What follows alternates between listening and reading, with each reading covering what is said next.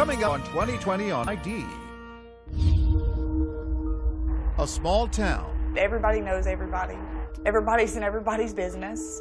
A deadly feud. It's delusion, it's depravity. And a whole lot of lonely.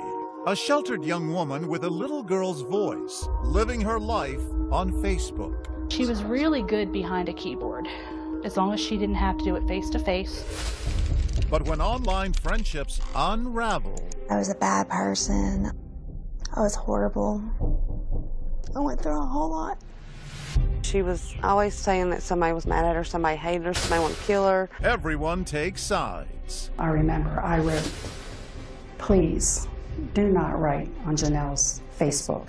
I beg you, please don't do this." The cauldron is boiling amongst these players, all egging each other on. Then... Honey, I didn't know it was bad. Oh, my God. 2 people murdered. There's no pulse on either one of them. They're white. They're kids. It was a precision execution, in and out, happened very quickly. Facebook defriending that led to murder. And a bizarre tale begins to unfold. What a tangled web we weave when first we practice to deceive. Stashes of arms. We had rifles, shotguns, semis. Secret recordings. You got rid of everything as for you, didn't you? And a secret agent in their midst. Is the CIA here? CIA? It appeared that there was some type of conspiracy here. They kept referring to a guy named Chris. Taps on a keyboard lead to murderous mind games. You know, she may be operating on a 4th grade level, but she's got a PhD in manipulation. Hashtag Unfriended. Welcome to 2020 on ID. I'm John Quinones. The story you're about to see is as old as time. It's about unrequited love, rage, and revenge. But it also has a frightening modern twist because much of the bullying and threats that fueled this tragedy played out online. And then there was the shadowy figure cloaked in emails. Who was he? And was he the one pushing someone to commit murder? As Matt Gutman first reported in 2015, it all took place in a tiny town just 3 square miles. To talk to someone there, all you really had to do was just walk down the street. Drive up the winding mountain roads of northeast Tennessee and you'll find breathtaking views, stunning scenery. They don't call it Mountain City for nothing. Everybody knows everybody. Everybody's related by blood or marriage to everybody else. They all go to the same churches. The sign at the city limits would like to suggest this is a congenial community of 2,500 with its arms wide open. The sign welcoming people to Mountain City says a friendly hometown. Friendly to you? No. Why not? Because I wasn't born and raised here. I didn't grow up here. People here do not like outsiders. Janelle Potter could have used a good friend. Plagued with debilitating health problems since she was little, she's now a loner who spends most of her time inside this shuttered ranch house, under the watchful eyes of parents Buddy and Barbara Potter. What kind of person is she? Good-natured, sweet person. She's not an angry person. Naive, young, innocent? Yes, very naive. She's young in her mind, more young than her age, I think. And although she doesn't sound like it, Janelle is 30 years old. She looks good, right? Her room is filled with stuffed animals that stand in as friends. She doesn't work, doesn't drive, and she confides in us she's never been with a man. What were the rules? Don't be out past, 12 o'clock at night. No smoking, no drinking, no partying, stuff like that. They are a God-fearing and gun-loving family. Even when they garden, they pack heat. Mom, Barbara, had a job with Hewlett-Packard, and Dad, Marvin Potter, better known as Buddy, was a former Marine who served in Vietnam rescuing POWs. And later, he says, he served with the CIA. Sounds like Rambo. I just saw him as a gentle giant. But age has taken its toll. Both are now disabled, Buddy even on an oxygen tank. But Janelle's life support becomes social media. So because you didn't drive, that's one of the reasons that your social world became the computer. Yes. I had a lot of family pictures on there. Random pictures of sceneries, dogs. Selfies? Any selfies? Did your parents have access to your Facebook page? Did they monitor Yes. it? Yes. A woman in your late 20s and your parents have access to your Facebook page? Well. But a simple trip to the pharmacy would be a turning point in Janelle's life. Employee Tracy Greenwell remembers the day she first met Janelle. When she first came in, what did she look like? Sweet and innocent. I mean... She's got the big blue eyes, right? The sweetest thing you'd ever think you'd see. Tracy takes it upon herself to befriend the social misfit Janelle. We felt sorry for Janelle. She was sheltered, kind of sick and stuff. She gave me her phone number, and I started calling her. I would go out with her to the mall, to her house and out to eat. They even got her to rappel. These are pictures of the new fast friends at Backbone Rock, a local landmark. Sitting next to a scared Janelle is Tracy's brother, Billy Payne, a jokester who likes the outdoors. Did you ever get the impression that maybe she liked Billy? That's what everybody says. She fell in love with Bill, but I still don't see it like that. Instead, Tracy tried pairing Janelle up with someone else, introducing her to Jamie Curd, an older man who's pretty handy with computers, the kind of guy who likes to wear shades indoors. Well, Jamie was sort of rough looking, you know, greasy, and she was neat. So why did you think to set up Jamie and Janelle? Jamie didn't have a girlfriend, and she really didn't have a boyfriend. I mean, they didn't look like they'd go together by no means. Janelle and Jamie became an unlikely item, hiding their relationship from her strict parents. He's at the Potter house from time to time, supposedly to fix the family's PC. But behind her parents' back, Janelle and Jamie would steal time and a few kisses together, snapping these secret romantic selfies. You and Jamie got pretty serious at one point. Yes. He gave you a cell phone so that you guys could talk without your parents being on the phone. Yes. How often would you talk? Every day. For long periods? For an hour, 2 hours at a time. Now, take note of Jamie Curd and all that clandestine canoodling, because you're going to hear a lot more about him a little bit later. But even while she's with Jamie, Janelle is still secretly pining away for that outdoorsman she met, Billy Payne. And right around that time, something sinister is happening with her online relationships. She's being relentlessly cyberbullied. Appalling, anonymous comments begin appearing on her Facebook page. What kinds of things were people saying about you? Just that I was a bad person, I was horrible, threatened to get raped. Must have been pretty scary. Yes. I remember I wrote, "Please do not write on Janelle's Facebook. I begged them, please don't do this." And Janelle thinks she knows who it is, pointing the finger directly at one of her so-called Facebook friends, Billie Jean Hayworth. What was her relationship like with Billie Jean? Oh, she hated her. From the get-go? She'd call her all kinds of bad names. But we didn't know, I mean, she wouldn't never say Janelle. It was always somebody else. Meaning Janelle was posing as somebody else, talking Bad smack about yeah. And then when they would confront her, she'd be like, I didn't do that or whatever. There might be another reason these two don't get along. Billie Jean is engaged to, guess who? The object of Janelle's obsession, Billy Payne. Lindsay Thomas is Billie Jean's best friend. She was very laid back. She liked to have a good time, always laughing, always had a smile on her face, just really easygoing. And she and Billy had something to be especially happy about, a 7-month-old baby boy. Oh, he was her world.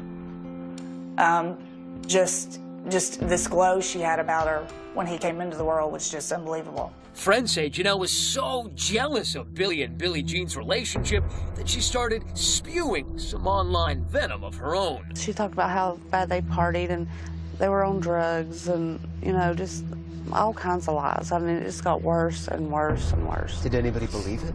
No. And then Janelle's posts turned vicious. That she wished that Bill and Billie Jean and that damn baby would die. An all-out Hatfield and McCoy-like feud erupts on social media, pitting Janelle against Billy and Billie Jean. The cauldron is boiling amongst these players, all egging each other on. She was always saying that somebody was mad at her, somebody hated her, somebody wanted to kill her. She was paranoid about it, I thought. But so far, it's all just virtual violence. But then it escalated.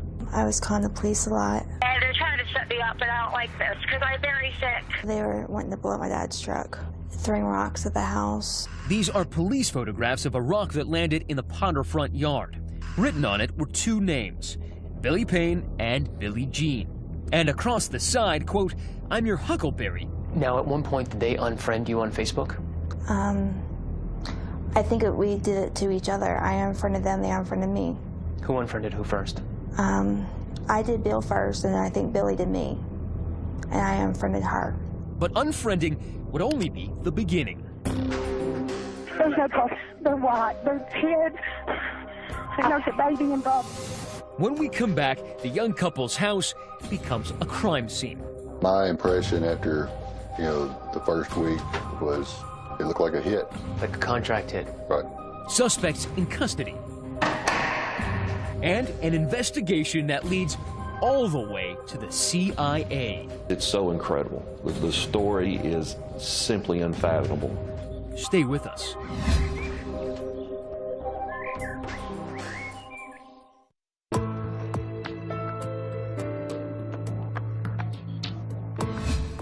"30-year-old Janelle Potter has spent much of her life inside her room. Her world revolved around online social media. But an all-out feud with two friends has turned all their lives upside down.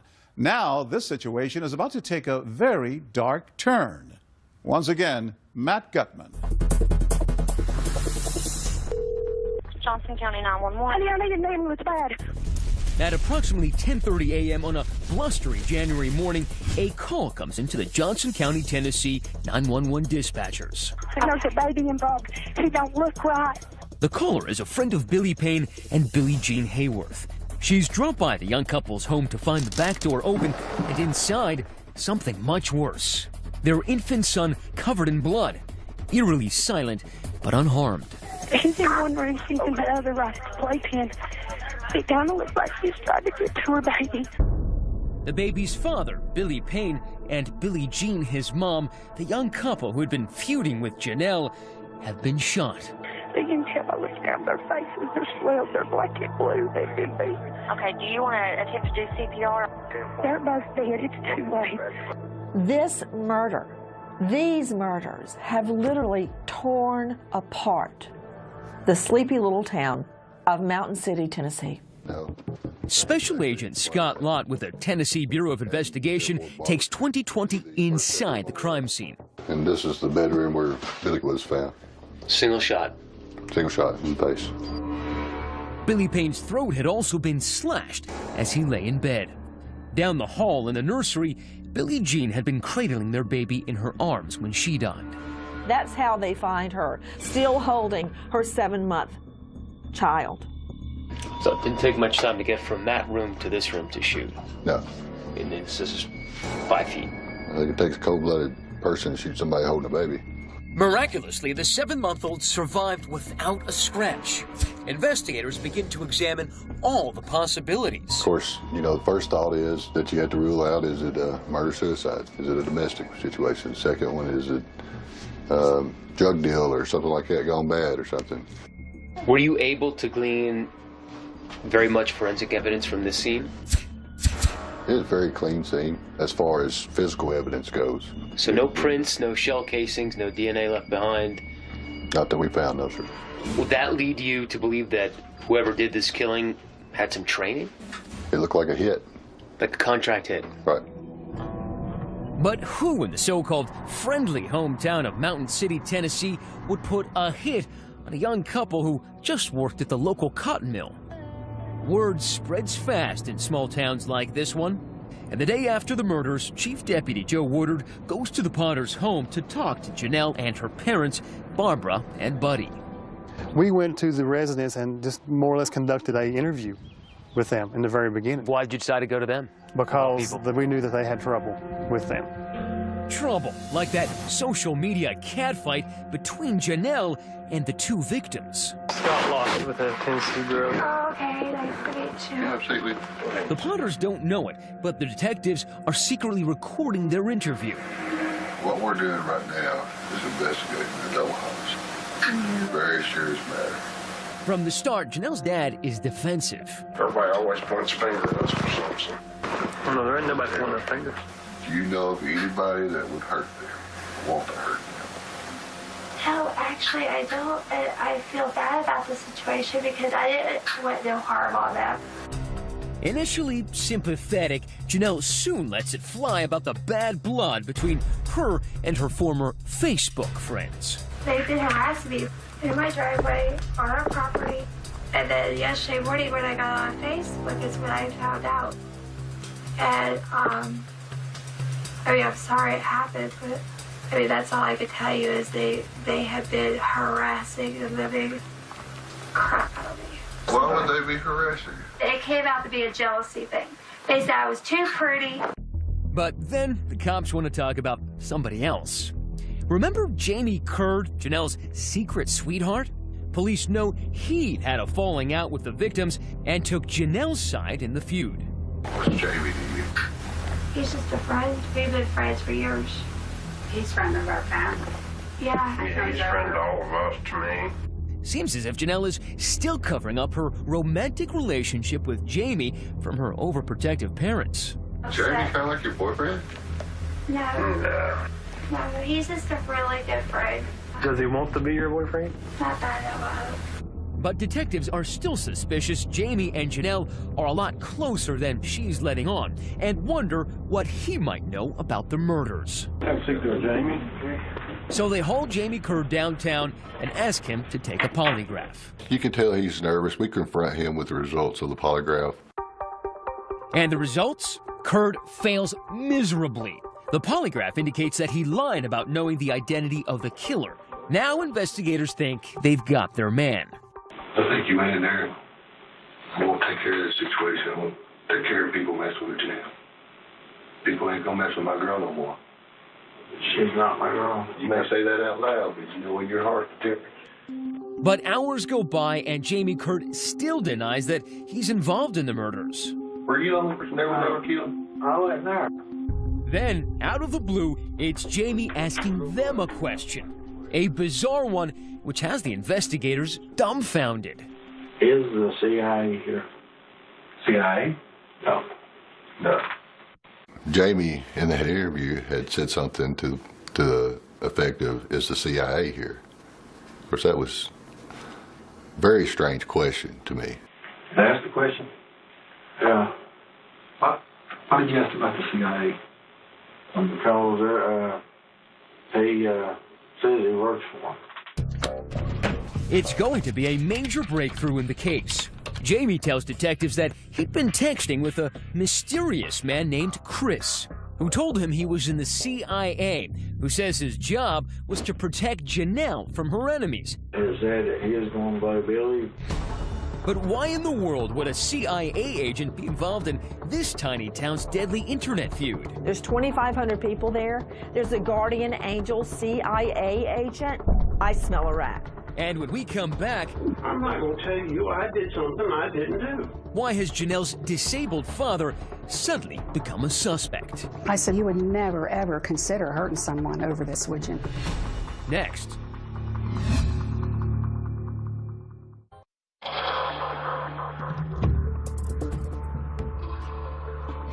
Have a seat there, Jamie. It's 10 p.m. at the Johnson County Sheriff's Office, a department so small that the chief deputy's office doubles as an interrogation room. Jamie Curd has been in the hot seat for nearly 6 hours, interrogated about the double murder of a young couple that allegedly bullied his girlfriend, Janelle. Let's tell you what's going to make you feel better when you tell us the truth. After a bizarre exchange with detectives about Jamie being in touch with someone supposedly in the CIA, Jamie's about to drop a bombshell, pointing a finger at someone much closer to home. Who shot him? He who? Buddy? Yes. Jamie's just named Buddy Potter, Janelle's overprotective father, as the killer.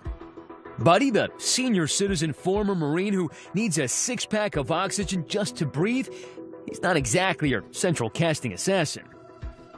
Buddy Potter, because he has so many ailments. He's very ill. He's on an oxygen tank, for Pete's sake. No way could he ever pull this off. In an attempt to save his own skin, Jamie agrees to help police snare Buddy. With detectives recording the conversation, Jamie calls his accomplice. It's a trap to get a confession on tape. Well, they're pointing fingers. Oh, gee, Merry Christmas. You got rid of everything as for good, didn't you? Uh-huh. Okay. That makes me feel up there. Yeah.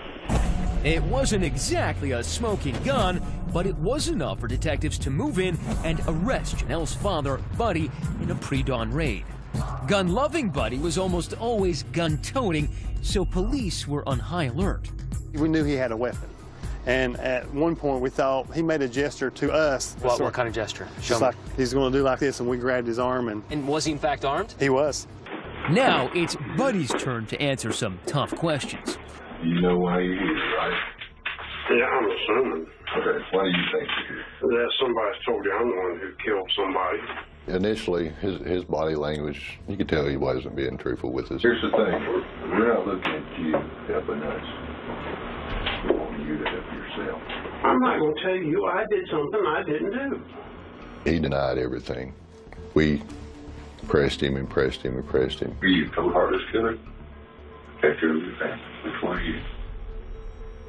I'm protecting my family to start with, but I did not do this. Detective Lott then employs a tried-and-true interrogation tactic. Let the suspect implicate someone else. I think Jamie talked you into it.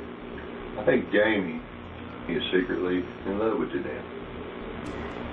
Okay? No. This is his way of proving to Buddy that I can take care of her, I can protect her. Now, that wouldn't have proved to me that he can't I care didn't say for that. now. But Buddy's not taking the bait, and Agent Lott is getting nowhere fast. So, he changes his strategy, switching from inquisitor to sympathizer. I believe you are sick and tired, the most precious person in your life being attacked and harassed constantly. I know that. Okay? Ever since all this crap started, I've had my life threatened. My wife has been threatened. They've threatened to take Janelle, cut her head off. Agent Lott's tactic works, and they're able to drill down to his motive. When you hear people plotting to catch your daughter in a restroom and murder her, they wanted to rape her because she's a virgin, and just so much. Finally, after an exhaustive 4 hours, a broken Buddy breaks down. He's crying. My question, I got it right now. Says Janelle bothered me what you did. No. Agent Lott senses that Buddy is right on the verge of a confession, so he uses another ploy, and they hit pay dirt when they get him to call his wife, Barbara. We let him make a phone call to Barbara. Barbara. Yeah.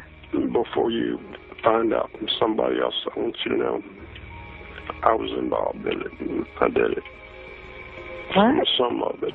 And he told Barbara, I did it. And that's as close to a confession as we got from him. Buddy's wife, Barbara, seems eager to provide him with an alibi. Your husband confessed to it. Yeah, but there's questions about that. So why would he admit to it? Why would he confess? When they took him, they took no oxygen. They took no medication. And they interviewed him for hours. And when his oxygen gets low, he says things that don't make sense or are incorrect. You need to just say, you know, you're not guilty, you're not guilty. But police think they've got a pretty good case, and now they're out to build it. They execute a search warrant on the Potter house. So did you notice anything odd in the house or anything unusual? Whenever the investigators went downstairs, there was a lot of firearms. We had rifles, shotguns, I mean, it's just one of those. An arsenal. An arsenal, basically, yes. How downstairs. many? I would say probably close to maybe 60 different guns. 60? And it wasn't just in the basement. Guns in the corner of the bedroom, guns inside the dresser drawer, and guns under the mattress. There's even an ammo belt draped around his oxygen tank. They had guns out the yin-yang. It's pretty overwhelming. Looks like Buddy's taken his right to bear arms to an extreme. Yep, that's an AK-47 you're looking at. And there were knives, too, all around the house, even hanging from the antlers on the wall. But there was more. We even found pictures of the victims that were in the living room. You found pictures of the victims in the living room? Yes, we sure did. Was this some sort of mourning thing that they were trying to mourn for the victims? No, I don't think so. No, it certainly wasn't. These were Facebook pictures of Billie Jean and her friends. Was anything written on them? I think one of the pictures, I believe one of them had like bitch on it. Which is kind of an odd thing to find after someone has been murdered in their house Yes. holding their baby. Exactly. And something else you may notice, all the pictures appear to be ripped in half. The cops caught Janelle's mother red-handed trying to destroy evidence. Then all of a sudden she ripped it in half. And I stopped her and I said, give me those pieces of paper. In total, authorities seized 51 items from the Potter house, including the family computer Janelle spent most of her time on. And when they impound Buddy's truck, look what they find. 3 enormous bags stuffed with shredded documents. We took those shredded documents. One of our agents spent a month of her life taping those back together. That agent meticulously reconstructed more than 100 pages that turned out to be emails, the lines from the shredder still visible. The emails are between the Potters and a shadowy figure named Chris, who was warning them that the murder victims had been plotting to kill Janelle. It appeared that there was some type of conspiracy here. They kept referring to a guy named Chris, that's supposedly a CIA operative or something. Who is Chris? This stunning revelation about his identity and his jaw-dropping relationship to Janelle. Next.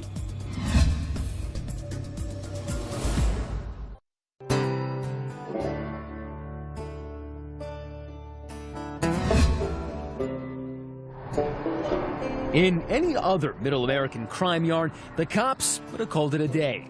They've got 2 suspects in custody, Janelle's father, Buddy, and her boyfriend, Jamie, for gunning down Billy Payne and Billie Jean Hayworth. Now, both men have confessed to being involved, and both are awaiting trial. But the most unbelievable twist yet was on that Appalachian horizon. It's not really a whodunit to me, it's a why did they do it? Barbara Potter can't make sense of the fact that Buddy is behind bars. He's never been violent. Neither one of us ever broke the law. We tried to do the right thing, always. And yet, there he is at the Johnson County Jail, accused of first-degree murder. So how was such a heinous murder conducted? How would I know that? Remember, a search of the Potter's home reveals an arsenal of weapons and bags of shredded emails. At least 100 pages got taped back together. And in those emails, conversations between Barbara Potter and a man named Chris, who says he worked for the CIA, warning Barbara about threats to her daughter's life. Chris was doing some surveillance and intelligence work, right? He said he was. Who is Chris? I have no idea who this Chris person is. What was his job? He was a CIA agent. What kind of stuff did he do? He said he was down here to protect me, protect my parents. But why would a CIA agent descend on such a sleepy small town? Could it have something to do with Buddy's service in Vietnam? Barbara says that part of her husband's past is top secret. Is he allowed to talk about what he did? No. Never. Was he ever in the CIA or attached to the CIA? He said he was. Chris told Barbara, Janelle's mom, he was watching their every move and was monitoring all that venom the victims were allegedly spreading on social media. He was watching these people, he said, that were harassing her on the computer and calling her. In Mountain City, Tennessee, there's 2,500 people there. There's a guardian angel CIA agent. No. Police are rolling their eyes too. And when they take a closer look at the computer they've seized from the house, a eureka moment. Those emails from Mr. CIA man Chris were all coming from an IP address that belonged to her daughter, Janelle. Every one of them pointed straight back to Hospital Road, Mountain City, which was Barbara and Janelle's home address. That leaves police to deduce only one thing. There is no Chris from the CIA. It was a creation, concocted by Janelle Potter to convince her parents she was in danger. She invented this character. Exactly. Exactly. When she invented Chris, she could assume a different identity and be as hateful as she wanted to be. And prosecutor Dennis Brooks says the timing of Chris's appearance on the scene was no accident.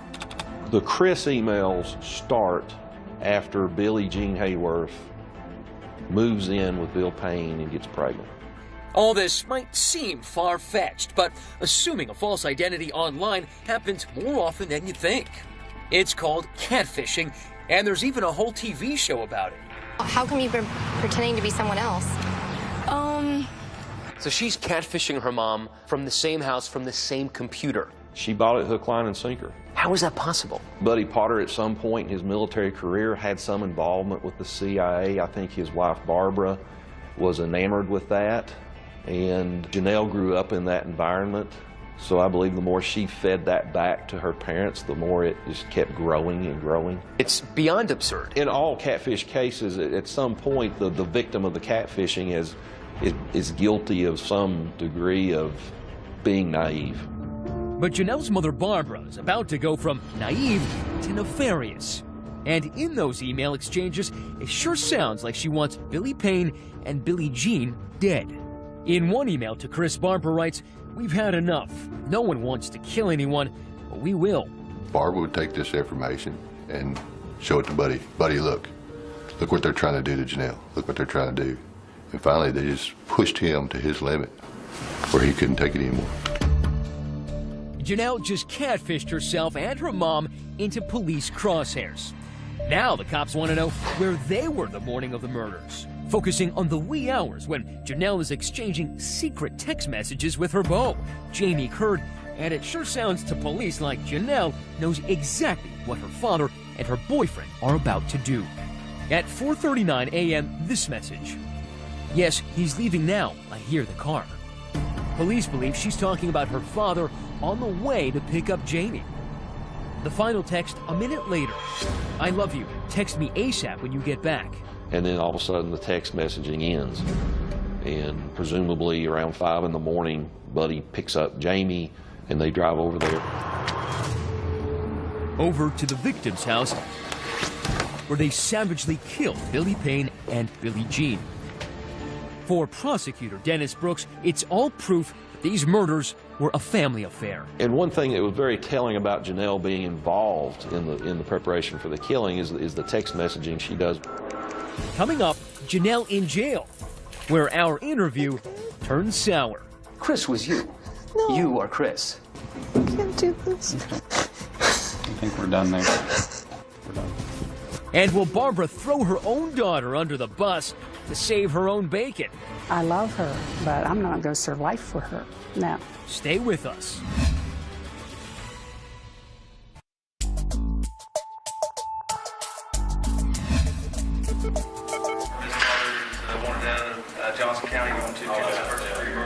The Potters got problems. The trial for a mother and daughter charged with murder started today in Jonesboro. The courtroom was filled with emotion as Barbara and Janelle Potter were arraigned. Prosecutors accused them of masterminding the murder of a young couple they had bickered with on Facebook. The family patriarch, Marvin Buddy Potter, confessed to killing Billy Payne and Billie Jean Hayworth and was found guilty at trial. He is serving 2 life sentences. His accomplice, Jamie Curd, copped a plea deal for 25 years, but now under arrest is what's left of this dysfunctional family, Barbara Potter and her daughter Janelle. Charged first-degree murder. 3.5 years after the murders, the mother and daughter had their day in court. Through 7 days of testimony, prosecutor Dennis Brooks tries to convince the jury that Janelle was really the one who authored all those emails supposedly from Chris, catfishing her own parents and goading her father into those executions. Case in point, all that childish writing and those misspellings. R-E-S-O-N, similar throughout the documents. Ironically, it's the same argument her attorney, Cameron Hyder, makes in her defense. Janelle Potter operates on the level of an 8 or 9-year-old. Essentially saying Janelle lacks the brain power to mastermind a murder. My client is not guilty for having an overprotective father. So just because Buddy went and did something horrific doesn't mean that Janelle directed him to do it? Absolutely. She is not capable of directing anyone to commit murder. It's just not in her. A countrified cast of characters takes the stand, but one prosecution witness brought gasps to the courtroom. My name is Christopher Jaden. Chris Jaden, a handsome former high school classmate of Janelle's, one she hasn't seen in 15 years. She was, one of those kids that just very strange. But Chris must have made a much bigger impression on her, because this Chris is the person whose identity Janelle stole to catfish her family. Chris works for security, all right, just not national security. The second Chris comes in, her eyes were just drawn to him, would not leave him. As he testified, her eyes were fixed on him. Because he's the real thing and he's a good-looking guy. She apparently thought Billy Payne was too, which is why if she couldn't have him, said the prosecutor, nobody could. Janelle Potter had a crush or some kind of good feelings toward Bill Payne. A biblical crush on him, an epic crush on him. And when he moved on with Billie Jean Hayworth and they had a child, that was it. She went berserk. They would talk about the baby Tyler. They would call him that damn baby. That baby needs to die. No one talks that way about an infant, other than a woman, perhaps, who is jealous that that's not her infant. But the prosecutors have a problem. Their evidence is entirely circumstantial. There is nothing directly linking Barbara and Janelle to the crime scene. But can they link them to the convicted murderer, Buddy? If he's not subjected to Barbara Potter as his wife, Janelle Potter as his daughter, is he ever going to be in that kind of situation? He ended up being exactly what he said he was, a contract killer. Yeah. Killing on assignment. He did do that, on their wishes. Even if a jury believes they are involved with this, do they take that leap and call it first-degree murder? But the jury jumped in with both feet. We, the jury, find the defendant, Barbara Mae Potter, guilty of first-degree murder. We, the jury, find the defendant, Janelle L. Potter, guilty of first-degree murder. A Washington County, Tennessee jury convicted the pair of first-degree murder in the deaths of Billy Payne Jr. and Billie Jean Hayworth back in 2012. For the families of the victims, an emotional scene. A lot of relief right now. I'm glad that this is finally getting over and that maybe we can let Billy and Billie Jean rest now. And it's amazing to me that these murders were carried out without Janelle Potter ever pulling the trigger herself. Janelle and Barbara got exactly what they took away from Billy Payne and Billie Jean Hayworth. Life behind bars. Shortly after their conviction, I meet up with the Big House bunkmates. They chose not to testify at the trial, but we put the questions to Barbara and Janelle that they didn't have to answer in court. Why did you write to Chris that you wanted them dead? I didn't. Yeah, you did, from these emails. Well, you can believe those emails if you want. So who wrote this? 1, How would I 2, know? 3, I might have 4, started an email 5, that got changed. 6, well, you can do what 7, you want. I'm telling you. 8, 9, 10, 11-page email. 11 pages. Mm-hmm. That's a long email. And you write, I will kill if I have to. Not just hurt, but kill. That's not me. That is not me, because I'm not that kind of person. I'm not evil. But probably the most revealing email isn't one Barbara exchanged with Chris, but rather one she sent to herself. A link to a Billy Graham article on forgiveness and murder. A couple weeks before the murders, you had searched, can God forgive a murderer? No, I didn't. That's didn't? not me. No, I did not. I don't want anybody murdered. I did not do that. Maybe Janelle? I don't know. I would hope not. Do you think if you passed that you'd go to heaven? Yes, definitely. And with a clean conscience. I could die right now, and I would feel good about it. I would go. I love my daughter. I love my husband. But I would not sit here and lie for them. You wouldn't take a hit for your daughter? No, not me. I love her, but I'm not going to serve life for her. No. Apparently, there is a limit to this mother's love, but what's not in short supply in this family are lies. Can God forgive your mother? I'm sure. What about you? I didn't murder anyone. You don't have any responsibility for the murder of Billy Payne, Billie Jean. No. None. No. No, but you hated them after time again and again. I just disliked them. You hated them enough to tell your father that they were really torturing you. And you must have hated them if what you say is true, that they were harassing you time after time again and again. I just disliked them. I wanted to quit. I wanted the harassment to stop. I went through a lot with them, but I never wished them dead. I never wanted them dead. Janelle begins to cry. Is it real, or is it just another move in her game of master manipulation? Chris was you. No. You are Chris. You invented him like you invented other characters. No, I didn't. You didn't. No. Just happened to be from your email, from your computer, with your fingertips. No. It was from your IP address, from your email address. I don't think we're going to get into that. She said everything no, leads back to Chris. Chris apparently created this scenario. She stated she's not Chris, and that's what she maintains. Do you feel like you had any responsibility in doing this to him? Janelle Potter shuts down in tears and walks out of our interview and back to her cell. The family that just a month before the murders spent Christmas posing for photos together, now taking a very different kind of snapshot. Does it make you feel any better? Yeah, I mean, I'm glad. I want them to pay for what they've done. I think that Janelle and Barbara are where they need to be. I think they deserve every bit of what they've got. The tiny town of Mountain City has gone back to its daily routines, but many people question whether the heart of this story is not about social media, but about something far more timeless. At the root of this case, Janelle Potter was like a lot of adolescent girls who aren't fitting in a community. It turns into an anger. That's what it boils down to. It wasn't defriending on Facebook. It was a jealousy issue. It's somebody with too much time on their hands.